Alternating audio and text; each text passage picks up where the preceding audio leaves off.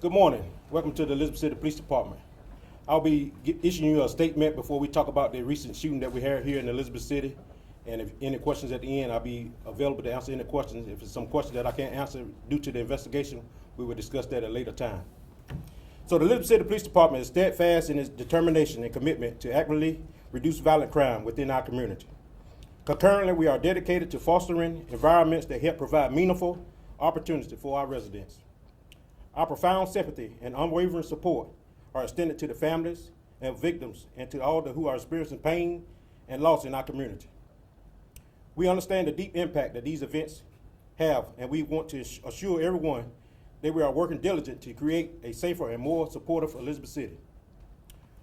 We all deserve to live in safety, and assuring it requires the full participation of our community. Victims, witnesses, neighbors, and families must join together and declare enough is enough. Safety is my top priority. I'm urging every citizen to stand united and take action. Violent crime must end, and by working together, we can be a part of a solution. Let's commit to contributing to a safer future for our city. It's not enough to simply see something, say something.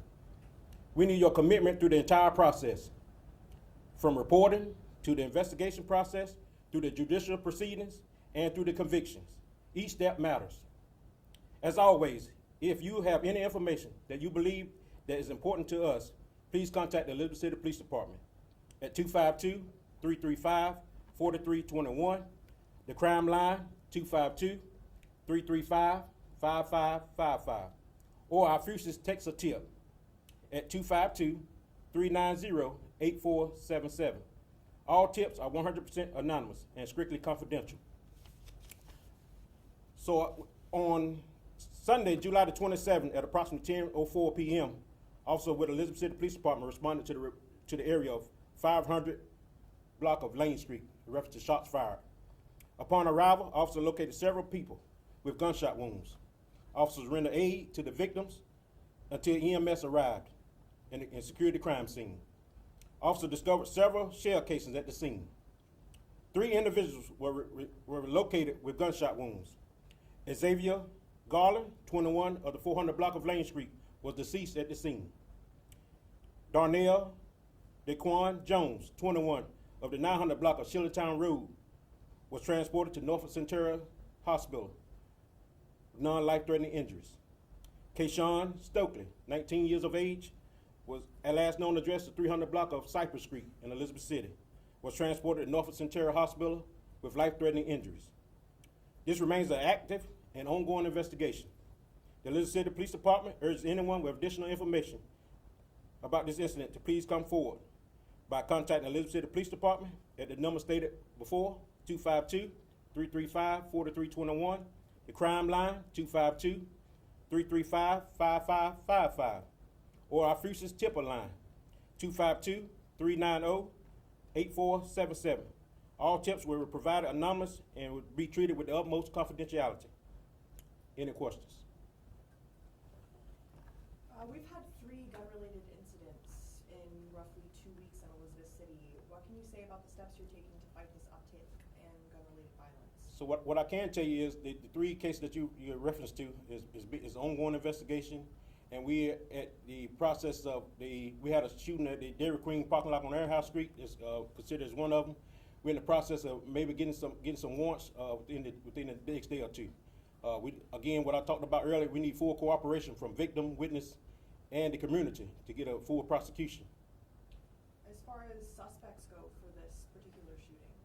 So what I can tell you is I don't want to get ahead of the process. We still investigating, and we should be wrapping that case up soon, and we'll come forward with the names of the people that we arrest. I know she just asked my question about suspects, but have your detectives spoken to the victims, and have they been cooperative with this investigation? What I can tell you is, of course, you know, one victim is deceased, another victim is in serious condition at the Centura Norfolk Hospital, and the other subject has been released, and we have made contact with that subject. What are the steps that's being taken as far as patrolling these other areas that's being targeted with all these? So what I can tell you is, since I became interim chief of police, We have upped the patrol in the neighborhoods that have high volume of crime. Officers are patrolling the areas, getting out, meeting residents, and speaking with the community in those areas. A lot of other cities have things like ShotSpotter or flock cameras. Is that something that you guys are looking at currently? So we do have a shot spotter that we received. It's not operative at this time. It's in the process of being installed. So hopefully within the next week or two or a month, as soon as we get the fiber installation, we'll be installing that shot spotter. Where would it be installed? Well, at this time, I'd rather not say where it's gonna be installed, but we will be installing it in the city of Elizabeth City. Yes, sir. Would you consider this unusual, or why not? What I can tell you is it's an isolated incident, and the community is not in any danger at this time. I live in that neighborhood. Are you guys going around talking to residents that's not related to the shooting, just random residents? So what I can tell you is on this particular street, which is Lane Street, we received some calls last week about some activity going on in Lane Street. I personally went to Lane Street on Friday and spoke to one of the victims in this case on Friday afternoon, and I got a call on Sunday afternoon to see him in this condition. So I went personally myself on Friday afternoon and spoke to the victim, one of the victims in this case. And my detectives are in the process of doing neighborhood canvas. They was out yesterday, out talking to some of the neighbors in that area, to try to combat this situation. And this is not the first time that we had an incident in that Lane Street area. And we have been out there numerous of times and talked to residents that live there. Yes, sir. I know you briefly mentioned it, but could you speak a little bit more on the condition of the victims that were injured in this? So what I can tell you is, without getting into details, one of the victims at the hospital is still in serious condition. One has been released. We've spoken with him. We'll be speaking with him again. And of course, that's where we are on that situation. As soon as he's able to talk, we'll be to the hospital and be able to talk to him to get some information about the case. What do you tell the citizens that have been weary about the way that this is being handled as far as, the uproar and violence here in the city? So what I can tell you is what I spoke about earlier. We need everybody. It's not a police issue. It's a community issue. We need everybody to work together to combat this crime in this city, and we need it from the beginning to the end. When we have a victim that's been shot in an incident, and you know through your investigation that they've been talking to the subject and they refuse to cooperate, it's kind of hard to stop crime when you can't get the cooperation from victims. Yes, sir. Are there any active neighborhood crime watch groups in any of these areas? So we had a crime watch meeting. We do have crime watch meetings monthly, but it's not one in each particular area. We've been trying to recreate the crime watch in each area and get someone to take on that lead. And of course, we just have a neutral crime watch where everybody can get together and just meet and have discussion about what's going on in the area. But we don't have one designed for each area. Yes, sir. There have been whispers that this might have been drug-related or gang-related. I know a lot of this is still under investigation, but anything that you would say to people who might be a little bit afraid that was the case? Well, what I can tell you is it's an isolated incident, and there's no danger to the community at this point, and without getting too much into the case. Yes, ma'am. I'm from the community, and this may be a question for the mayor too, but I spoke with Johnny Walton about something, and he said there was a program for citizens crime related that the mayor may have be trying to get together. Do you know about this program? So what I can tell you is something that we trying to push forward, a community engagement committee, and that application is on the city website along with the Elizabeth City Police Department website. And that if you're willing to participate, the application is online. What is it called It's exactly? community engagement committee, and it's something. What it consists of is people in the community working with the police department and the police chief to address things in their community. Are Yes, you sir. guys thinking about doing like random checkpoints or roadblocks for these high violent areas? So that has already been started since I've been interim chief of police, and we are out there in the community. We turn up the actions on any incidents that's going on through the statistics, traffic stops, and other things help bring down the rate of crime. So this has already started.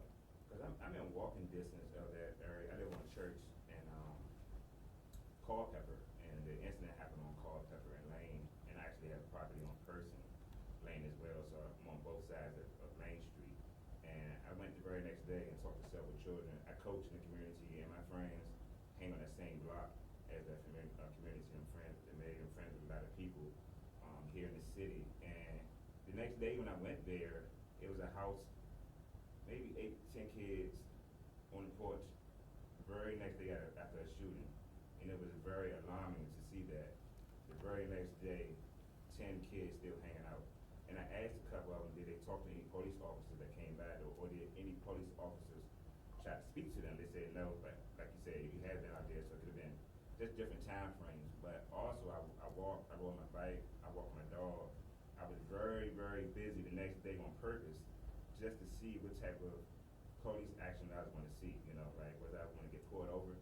I was hoping to get pulled over. I was hoping that it was going to be so hot with police officers that every time I turned around, I saw a police officer after 3 people got shot. And to be very honest with you, I didn't feel that energy at all. I seen one cop, and I was out there at least throughout 8 hours, at least 6 of those 8 hours the very next day. Right. Kids So- playing, excuse my language, prostitutes still walking down Main Street. The regular criminal activity still going on 24 hours later. No one felt any heat from the police to slow down. So what I can That's take, weird to me. yes, sir. So what I can tell you is the detectives, we met the very next day, and I know that they, you know, you may not have saw a detective car because it's an unmarked vehicle, but the detectives have been out there on the scene doing the follow-up, doing the investigation, looking for evidence and all kinds of things. So, Not really just that, it's not just talking to the kids. Right. I mean, that's there. Making the, excuse my language, prostitutes feel uncomfortable. right. So we're gonna make it uncomfortable for people that in this city decide to commit crime. We're gonna make it uncomfortable for them. They ain't gonna be able to do it as easily as they think. So we're gonna make it uncomfortable. But we need the community to pull together and work with the police to make a difference. Thank you. Is a curfew on the table? This curfew has always been on the city books. 18 years or 17 years on and down is curfew already on the books for the city of Elizabeth City. What are you guys doing to enforce this curfew? So on the first, if we catch a juvenile out past the time limit, we bring them to the police department and contact their parents. We give the parents and them a warning. On the next time, we issue citations to the parents. What is that time It's exactly? on Monday through Thursdays is to 11 p.m. 11 p.m. The weekends is 12 p.m. Any other questions? About the community police that you're So- gonna issue the building. So we are gonna reopen the substation at Shepherd Street and Rose Street, and we're gonna have the community police officers there at that community building. So we have some officers more in the neighborhood, closer to the neighborhood. And if they need to talk to a police officer, they don't have to come all the way to the precinct here on Main Street. We have a precinct substation open on South Rose Street, maybe at the end of August, beginning of September. That substation's been closed a long time. How long are you expecting before it's up and running again? It should be up and running by the end of August, beginning of September. Be back running. Is there any police officers stationed in that lane area right now, just like randomly sitting there for hours at a time?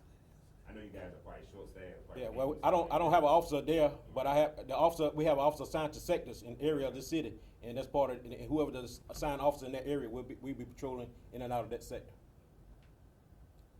Thank you for all your questions, and, when we have an update, we'll reach out to the media and give you an update. Thank you. Just one more question.